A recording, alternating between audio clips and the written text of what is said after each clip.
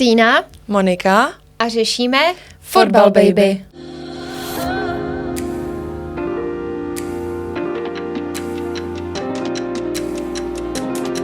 Furt se tady kolem toho točíme a myslím si, že by stálo za to se nad tím zamyslet na díl. A to jsou hejty kolem hráčů, kolem fotbalu, vlastně celkově i kolem sportu, jako jak tomu dopomáhají sociální sítě. Máš tak trochu rozdíl, nebo velký rozdíl mezi kritikou a hejtem. Já třeba mě kritika nevadí. Když jako ti někdo slušně řekne, hele prostě, nebo třeba ti řekne, měl bys to dělat takhle, nebo udělal jsi to špatně a tohle. A pak máš ty hejtry, který ti řeknou, kterým vlastně ani možná nejde tolik o to, jak ty si třeba, nevím, konkrétně hrál, třeba hokej, fotbal, to je jedno, konkrétně co děláš prostě a chtějí tě prostě spíš jako uzemnit jako na tvoji osobnost.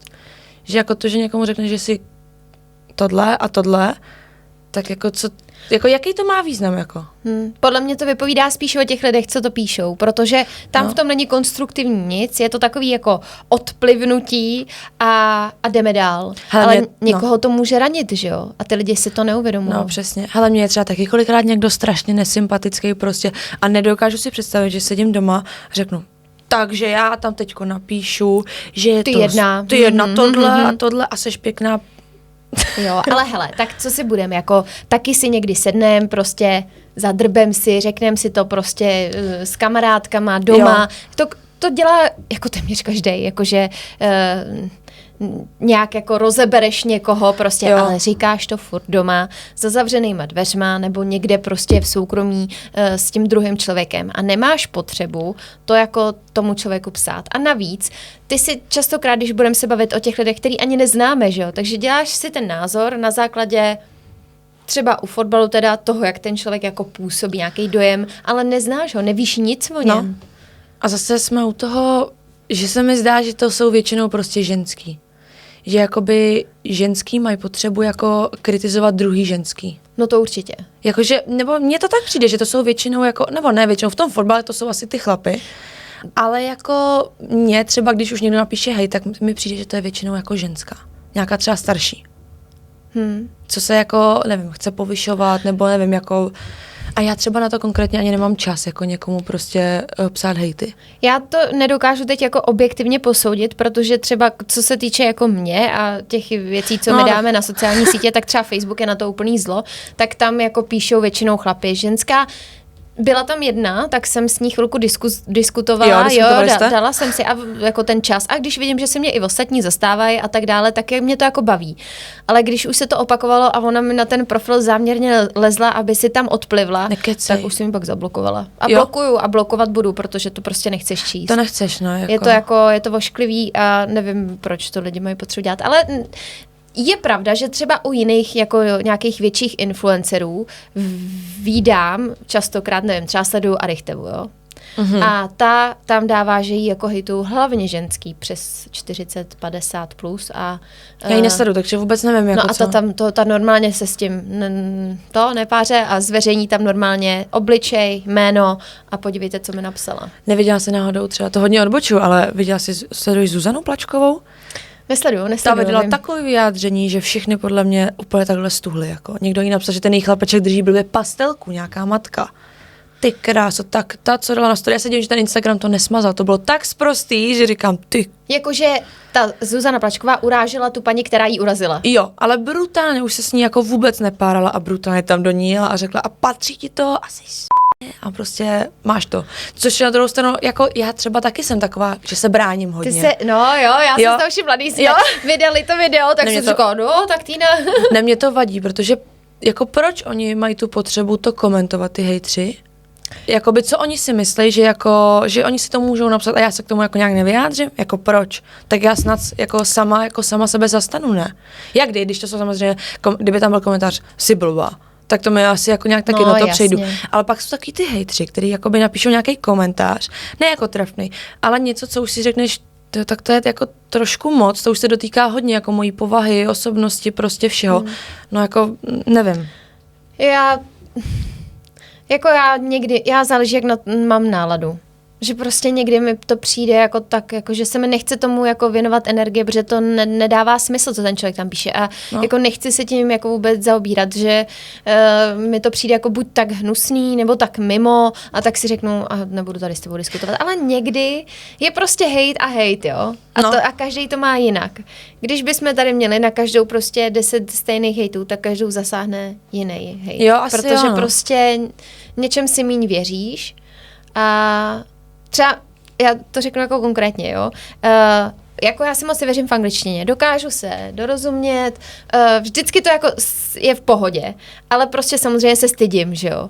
No a dala jsem jedno video, kde jsem řekla asi větu anglicky. Ježiš. A nějaký kluk mi tam napsal angličtina prostě na úrovni něco úplně, jako že to schodil. Ale proč jako? A já prostě nikde nevystupuji jako, že tady dělám content prostě v angličtině, nejsem tady žádná Alena Schillerová, prostě nejsem nikdo takovej, kdo by tady potřeboval mluvit anglicky, nikam se necpu takhle, jako je to výjimečný a jsou to jednoduchý věty a opravdu se budeme jako zaobírat tím, že ten člověk jako to prostě neřekl možná gramaticky správně, nebo má výslovnost jako Čech, který mluví anglicky, no tak třeba ten člověk si myslí, že umí jako perfektně anglicky a má potřebu jako se povýšit, protože on třeba umí něco líp než ty prostě. Ale proč mi to má potřebu jako dávat najevo? To tak nevím. ať si vezme mikrofon a jde taky natáčet a ukáže mi, jak se to dělá. Víš, jako ale že... nejsi v tom sama, já mám maturitu z angličtiny a jako nevěřím si furt na mluvení, jo, nikde. A přitom si myslím, že to říkám dobře, ale vždycky, když mám něco říct anglicky, tak já normálně mluvím docela nahlas a vždycky začnu kuňkat, víš, jako aby to nikdo náhodou tohleto. No a právě já třeba nechápu zrovna, proč se jako odsuzuje tady to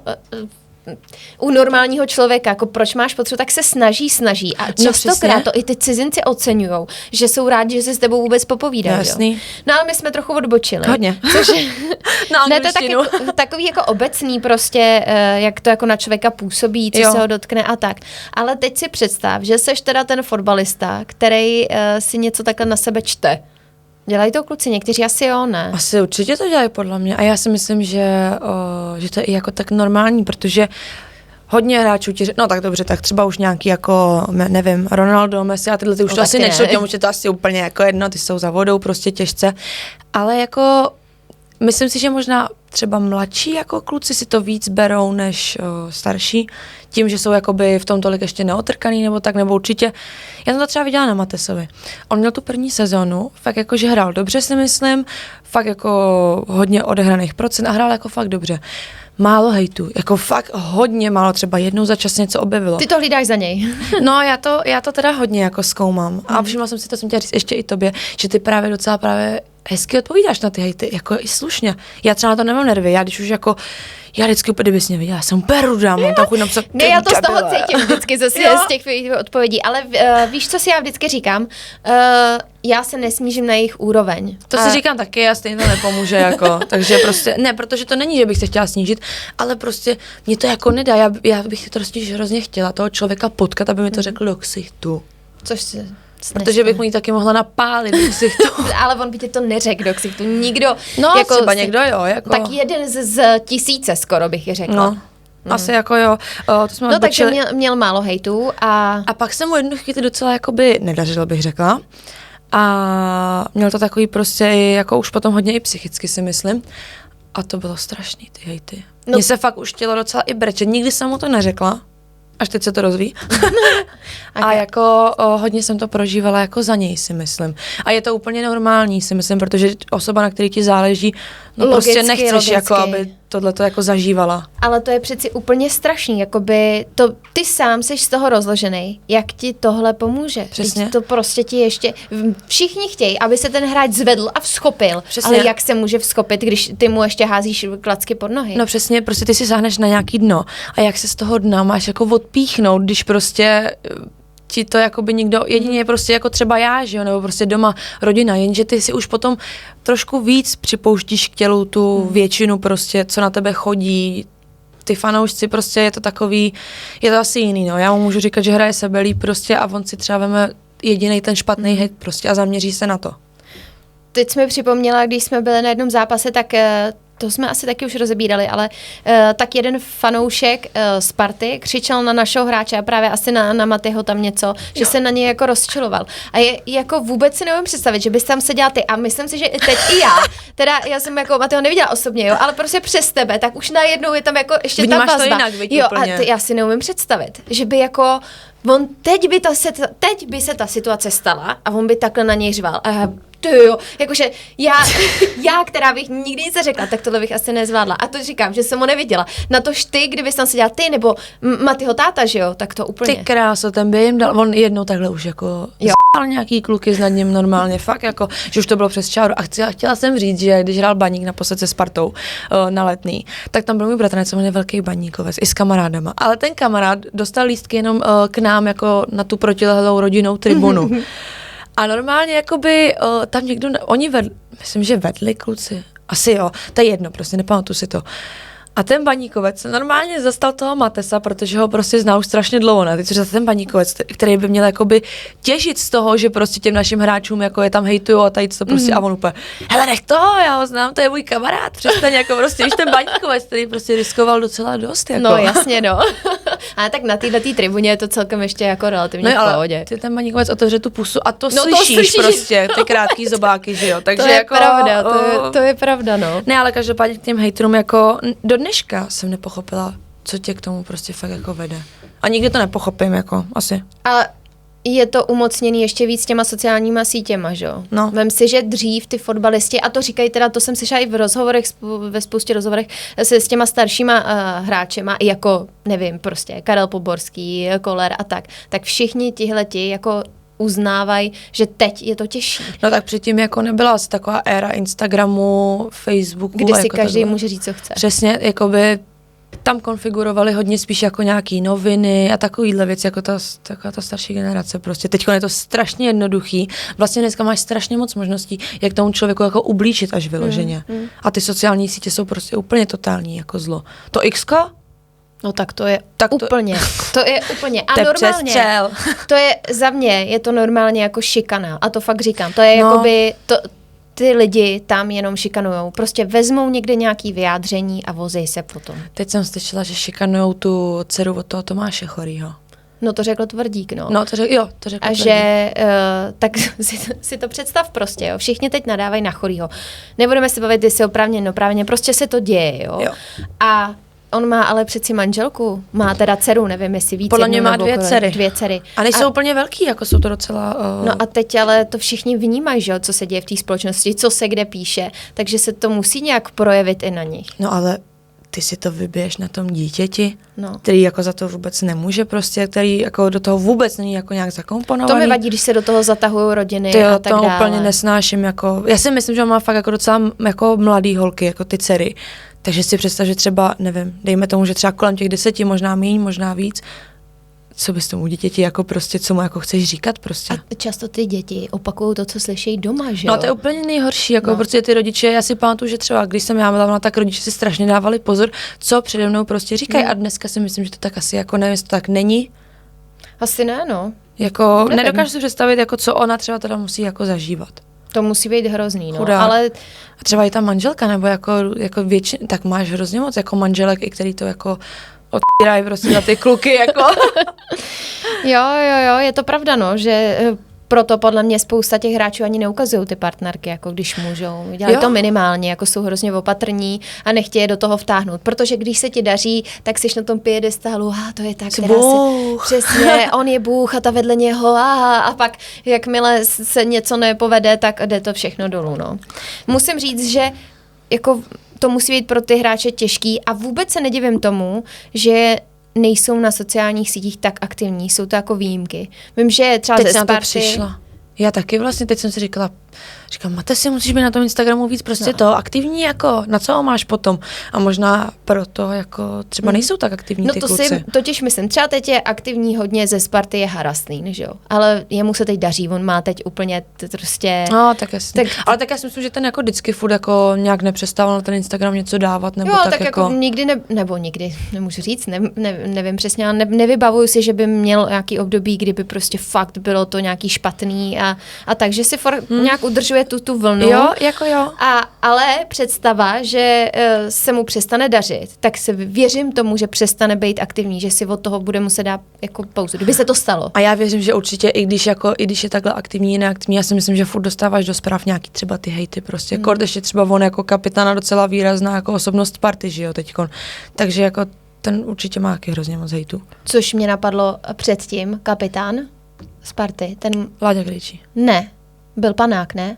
Jo, ne. Pany. No. Tak ten... No, a to, ty kráso. jako chudák. On je tak hrozně hodnej kluk. Ale z něj to úplně taky jde, jako to je prostě to vidíš. Ale ten vůbec vlastně já vůbec má Instagram. Já jsem vlastně v životě neviděla na jakože Instagram. Ale myslím si, že má, jako možná ho i sleduju, jako, ale nic prostě tam vůbec nedá. Protože tam ani nevíš prostě, protože oni bydlejí kousek od nás ještě, takže jako, a to jsou tak hodní lidi. A to, co dostával prostě za ty hejty kvůli tomu, že ho zvolili, ale tak na druhou stranu, jako já si myslím, že bylo na místě, jako to, já jsem taky říkala, já vidím jako jeho, jako jedinýho jako kapitána prostě v tu dobu, kdy prostě odešel ten Kryda, tak se mi tam jako nikdo víc nehodil, ještě kromě toho Šula prostě víc než jako on, že jo. Ale tak těžko říct, asi na to neměl úplně povahu, možná prostě se tam sešlo úplně všechno nakonec, jo, jako... Tak ve finále tu pásku určitě rozdal kvůli jako, no určitě kvůli těm hejtům prostě, určitě tak jako někdo prostě na to není, někdo nedokáže tu kritiku snášet, jako. Ale zas, to se tak jako říká, kdo nemá hejtry, nikoho nezajímá, nebo vždycky to je prostě, babička moje vždycky říkala, i špatná reklama je reklama, Kristýnko, ale to mi trošku jakoby vadí, protože nechceš mít úplně jakoby... Nechceš, no, ale... Ne. Ale tak to prostě je, no. Ale ne, prostě nikdy nikomu nesedneš jako na 100%. S tím já jsem třeba úplně ze začátku jako hodně bojovala. Jo? No, protože já a to mi nepřijdeš, ty mi přijdeš úplně tak, a tak, protože už jsi tam asi trošku díl, no, ty jsi jako tak vyrovnaná. Jako na těch sociálních sítích. No, přijde mi, že jsi hodně jako vyrovnaná. Tak to je hezký, že to tak působí. Ne, není to tak úplně jako vždycky. Naučila jsem se už brát jakože hejt, když někdo tam napíše, jak si řeknu, tak díky, zvedneš mi zase tady čísla. Ještě když se tam pod tím jako rozjede diskuze. Fakt to bereš jako takhle, jsem ráda. Tak mi zvedne čísla? To si nedokážu říct. Beru to tak, že když mě tam uráží a ty lidi si mi začnou zastávat, tak to je jako nejlepší a za to jsem strašně ráda, takže si to jako tolik hezky, neberu. No. Že jsem jako ráda, že to nemusím dělat já a udělá to za mě ten fanoušek a to je jako nejvíc. Takže když tam někdo něco takhle napíše a pod tím se rozjede ta diskuze, tak za prvý seš ráda, že se tam jako něco komentuje a za druhý seš ráda, že se tě zastávají. Takže jo, to zastání to musí úplně uhřát jako u srdce. Když jako máš chuť někdy podle mě se na to úplně jako říct si prostě, no tak ne, jako potom loučne. A pak tam vidíš ty komentáře, třeba hezky řekneš si, jo, tak ne každému to prostě jako je lhostejný to, co dělám, jako jaký úsilí na to vynakládám prostě. Takže jako pak máš takový ten zase jako náboj, který tě prostě žene to furt jako dělat dál. Ale jsme zase u toho, že lidi ty pozitivní komentáře moc nepíšou. Jako ani... Já píšu. Já píšu většinou na TikToku normálně o ženském poporodu třeba, že je krásná a takhle normálně. Fakt od té doby, co jsem porodila, já jsem švihla, já jsem přemotivovaná matka a já mám potřebu každou matku prostě chválit, jako. Fakt jo, to je hezký, ale tak dobře. Ale malý fotbalistky. Jako, malý fotbalistky. Ty jsi jako výjimečná v tomhle, to nedělá skoro nikdo, jakože, že ty pozitivní komentáře chodí málo kdy, ale proto i teď poslední dobou jako chodím hrozně ráda na fotbal před tím zápasem mezi ty lidi, protože ty pozitivní komentáře jednou za čas jako chodí mi do zpráv, ale do zpráv jsou tam jakoby schovaný jenom pro mě, že tyhle ty pozitivní nikdo ti nepíše pod ty příspěvky, ale jako soukromně ti chtějí poděkovat. A objevují se hlavně veřejně ty negativní. A pak je hezký, když jdu jako před ten stadion, tak mě jako nabije to, že ty lidi se zastavujou a dokonce fotku, za mnou. Nebo něco prostě. A dokonce za mnou přišla paní a to bylo úplně nádherný. Já vás tady dobrý, já vás jdu jenom pozdravit, já jsem strašně ráda za to, co děláte a děkuju vám za to. Bobinka. A ona, když mi to říkala, tak už rovnou utíkala, že nečekala nic prostě. Jo, ona od toho jako nechtěla jakože... Ona prostě jenom chtěla vypustit pozitivní energii. Jo, a prostě kéž by takových lidí bylo víc. A pamatuj si to, protože jsou to výjimečný případy, protože víc lidí jako hejtou, hlavně teda na těch sockách. Mě jednou napsal někdo do komentáře Frolíková na hrad. Tak já z toho žila normálně asi měsíc jako, počkej, já to poslala mámě normálně, říkám, takže mami, asi půjdu k volbám. Prostě, aby mě volili. Tak už vím, jaký dám titulek k tomuhle videu. Frolíková na hrad. Jo, ale a úplně říkám, tak to jo, prostě. A byl to kluk a to jsem čuměla. Protože většinou, jako když už se mi stane fakt něco hezkýho, tak většinou komentujou jako když už teda mě někdo pochválí, tak jsou to zase převážně jako ženský. Ty kluci, podle mě se nad tím, ty chlapy celkově se nad tím jako tak nepozastaví možná. Ale tak teď, co jsme vydali nějaký videa a tak to by ale tam jsou ty chodily komentáře hezký. třeba, seš krásná, No, takový. to je pěkný, ne? Jako je to pěkný, no ale... Tak neříkej, že to s tebou nic neudělá. Ale... Řekni si, Jako, ne, můžu ti říct, že třeba ne, jako že ne, že byla... napište něco dalšího. Ne, ne, že bych nebyla vděčná, ale třeba mě hrozně potěší, když ti někdo napíše třeba do zprávy. Jsi prostě strašně hodná, milá, vypadáš jako empatický člověk a prostě takhle. Jo, to jako, když jako ti někdo napíše něco hezkého na tvoji osobnost, ne na tvoji jako vizáž prostě. Jako jo, to je víc samozřejmě. Každopádně těch hejterů je prostě hodně a ještě, víš, co mě nejvíc na tom rozčiluje? Teda, to, že někdo má schovaný anonymní profil, tak to mě samozřejmě rozčiluje, to je hrozný. Ale ty už víš, že jeho hlavní poslání na těch sociálních sítích je hejtit. Nedá tam svoje jméno a ty na tom Xku, ty tam nemají svoje jména, mají tam přezdívky, nevyjadřují se vůbec pod svým jménem z nějakého asi důvodu. Co by jim na to řekli rodiče? Přesně, ale víš, co je úplně nejhorší? Ježišmarja, to jsme teď připomněla, co se stalo. Já jsem prostě si vzala ty největší hejty, hlavně z Facebooku, tam je to jako, to jsou žně úplně několikrát. A vzala jsem hejtery, který napsali pod svým jménem ten hejt a byl hnusnej, byly tam urážky a tak. A zveřejnila jsem jako jejich jména v obličeje. No to je nejlepší, to dělej. Já bych to dělala furt. No a představ si, ale to byly tátové od rodiny. Tam byl třeba chlap, který držel jako své dítě, takhle u toho manželka na společném rodinném focení a on mi tam psal něco o píp, nevím co. Tak tohle si mi připomněla úplně situaci. To do dneška, já jsem z toho byla fakt špatná a moje máma, ona je úplně jak já. Ona by se rvala, normálně to je úplně jako... Vy jste celá rodina, ještě on Mateo, když se dáte dohromady. Jo, máte svá rodina taky a můj táta taky prostě, jo. Všichni jsme agresivní prostě a nenecháme si nic líbit. Vyšlo video, jak Tonička byla v létě, já nevím, kolik jí mohlo být, třeba to je jedno úplně, 6-7 měsíců, miminko prostě. A máte si ji vzal na děkovačku, přišel tam za něma Brian, na tom videu a koukala nějak na Toničku prostě. A to bylo, to Sparta dávala, ne? Jo, Sparta video to dávala a komentáře od našich fanoušků. Táta od rodiny, buzeranti a takhle. A já úplně... A co na tom bylo špatně, to nechápu. No, že jako ten Brian stál, jakoby ten Matej stál jakoby zády a ten Brian přišel k němu jako takhle z boku. A oni tam jakoby naznačovali to, že prostě, že to je dobrá, jakoby, že jsou to prostě homosexuálové a že to dítě je jejich. Takže to jsem to okomentovala já, protože se mě to dotklo kvůli mojí dceři. Říkám, co si to dovoluješ, ty vepřová hlavo? Protože měl plešatou vypadalo tak prase. Takže jsem říkala, co si to dovoluješ, ty vepřová hlavo? Já jsem máma tady týhletý holčičky a tohleto si ty nebudeš určitě dovolovat, jako. Protože to už nebylo jako že hejt jenom prostě na Pryského nebo na Matese, ale vlastně jakoby... Do toho zatáhli prostě tu malou holčičku. Byla tam prostě moje dcera a to se jako si teda fakt jako líbit nenechám. Ještě a přesně táta od rodiny. Říkám, seš normální, ale já ho vidět, tak můj, no. To je hrozný. To je jako, to mě fakt hodně naštvalo. To se nedivím, no. Fakt jsem z toho byla jako až jako špatná. A to je přesně to, co ti utkví v hlavě.